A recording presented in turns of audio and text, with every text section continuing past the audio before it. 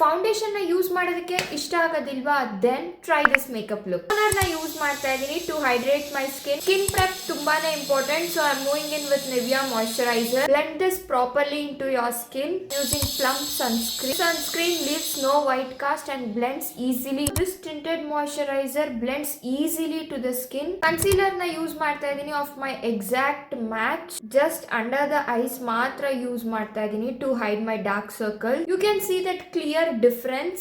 Powder blush ನ use ಮಾಡ್ತಾ ಇದ್ದೀನಿ. ಒಂದ್ ಸ್ವಲ್ಪ ಹೈಲೈಟರ್, ಐಬ್ರೋಸ್, ಬ್ಲೂ ಐಲೈನರ್ ನ ಯೂಸ್ ಮಾಡ್ತಾ ಇದ್ದೀನಿ from Meesho. Mascara from Zudio.